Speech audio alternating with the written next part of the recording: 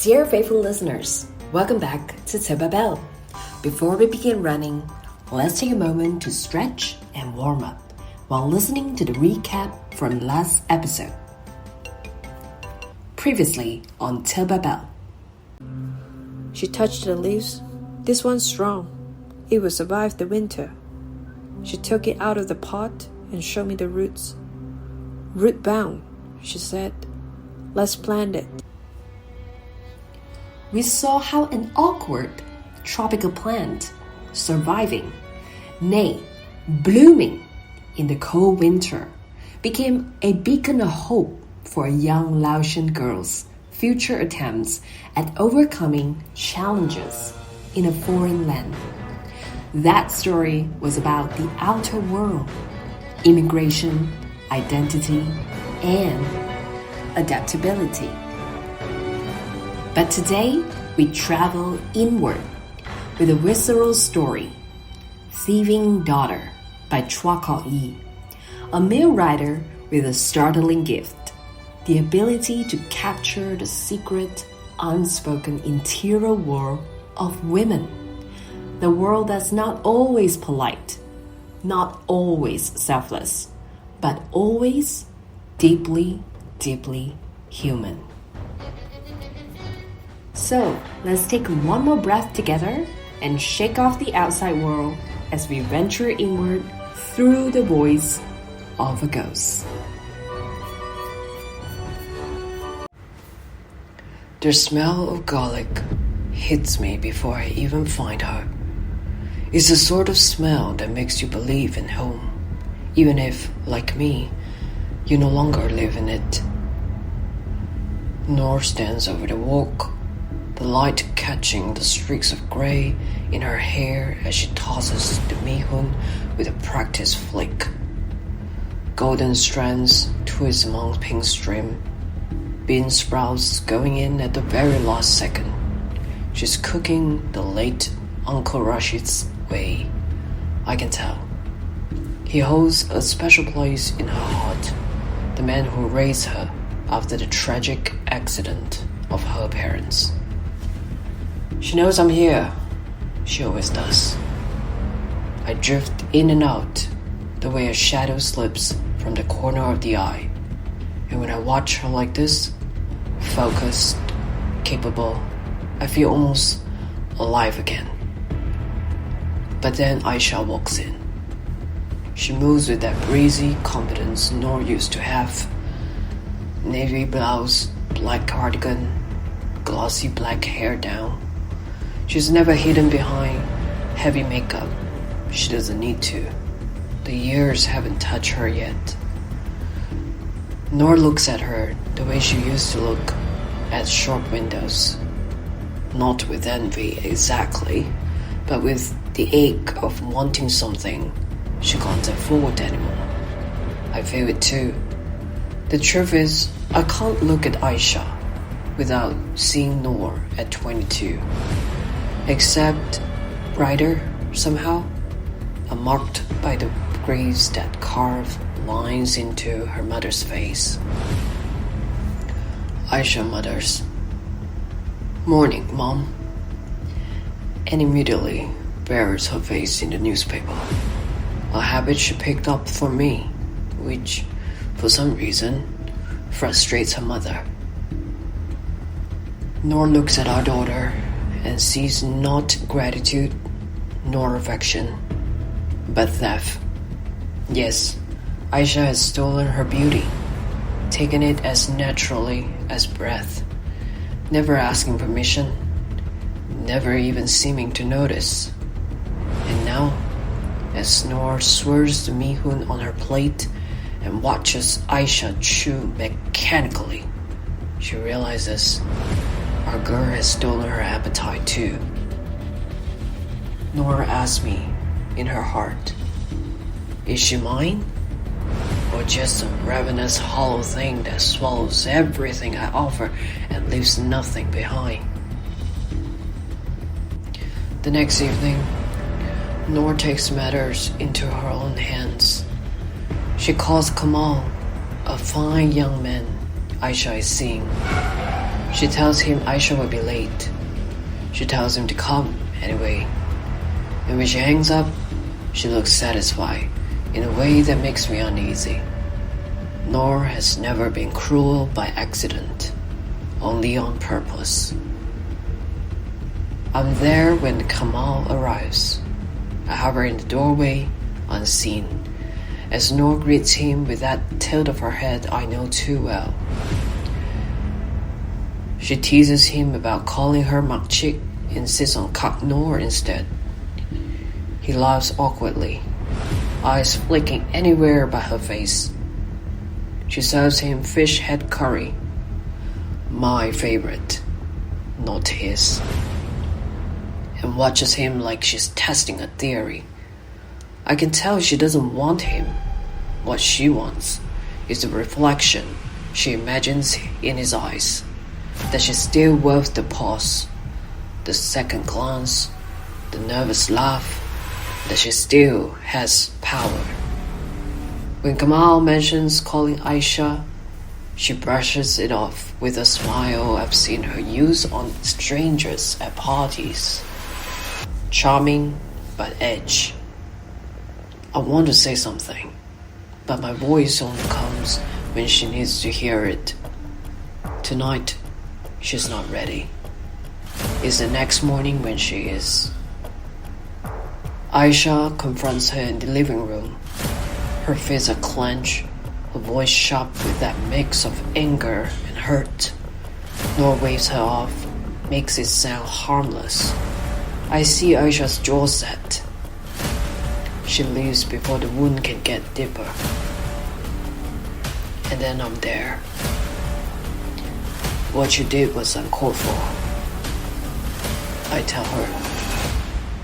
She looks at me without surprise. Please leave. I'm not in the mood. I try anyway.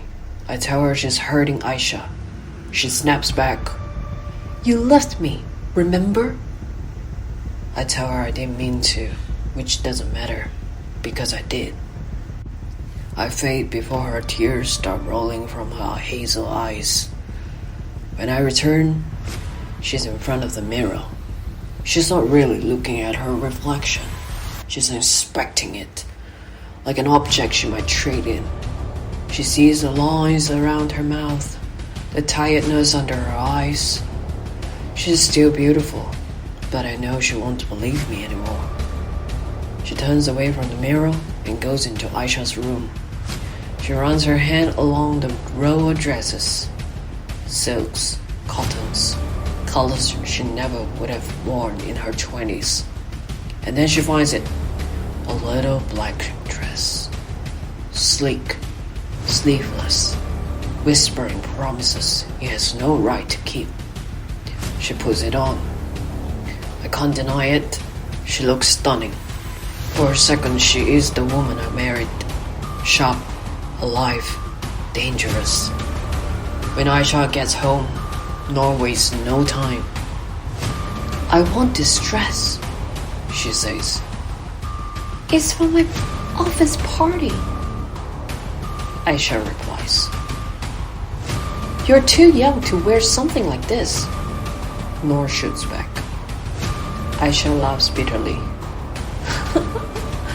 You've never cared about that before. You just want it. Exactly. So give it to me. After the party. No. Now. The air thickens. This isn't about fabric. This is about territory. Noor thinks she's reclaiming something that was hers. Aisha thinks she's defending what's hers now. They stare each other down, and I almost wish I could close my eyes. Aisha walks away. Noor smiles. Victory. When Aisha returns, she's holding the dress. Noor's face shines with triumph. And then the scissors appear. The snip is surgical, cold, final. 2 halves of a whole fall to the floor. Now there's nothing left to fight about, Aisha says. Her hand trembles just slightly as she wipes away a tear. Nor stares down at the pieces. Did you see that? She asks me without turning. I don't answer. What could I say? That the girl she calls a thief just proves she's her mother's daughter? That she's not stealing, she's merely surviving? I want to tell her to pick up the pieces of the dress, of herself, but she kneels instead, clutching the fabric like it can warm her. She sobs quietly, not for the loss of silk, but for the loss of a battle with a worthy opponent. She has underestimated our daughter. The girl hasn't just inherited Nor's beauty, she has claimed her strength too. Aisha is no thief. She is a mirror.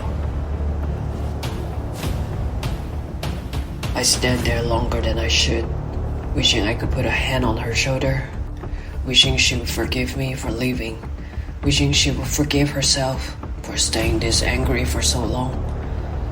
And then I fade again, leaving her alone with a truth she doesn't want to hear. You can't take back what time has already claimed, and you can't love someone if your insecurity and unaddressed grief compel you to constantly take from them. DM. Alright, let's take a moment to catch our breath. Shake out your arms, slow the pace. We're cooling down now. If you're feeling a little unsettled right now, that's okay. Some stories don't soothe, they reveal. By placing the dead husband/father as the narrator, I found myself sitting in the impossible position of someone who sees both sides. Nor's hunger to feel alive again, and Aisha's need to defend her own space. The man can't stop the collision. He can only watch it unfold. In that way, he's a perfect witness to the tragedy of this family. A man who once held them together, now reduced to a bystander, powerless to heal the rift or even be fully present in it. And here's what I've been thinking. You don't need to be a mother to feel what Nor felt. You just need to have loved someone and feared losing yourself in the process. Because this story is not really about parenting. It's about relevance. It's about time and beauty and power and what happens when we think those things are running out. It's about the parts of ourselves we silence, the anger we try to spiritualize, the pain we dress up as jealousy or competition. And I think author Chua understood that. He didn't write Nor to be a villain. He wrote her to be seen in all her resentment, confusion, and ache. Not so we would judge her, but so we might recognize her in ourselves, in someone we love, in the mirror on a bad day. Because sometimes we're Nor, sometimes we're the thieving daughter, and sometimes we're both. Thanks for running with me today. In the next episode, we'll keep going deeper still into the inner world of fantasy, desire, and what it means to truly love someone. Till our next run, this is Toba Bell, and I'm your host, Bella Wee. Keep running, keep uncovering what lies beneath.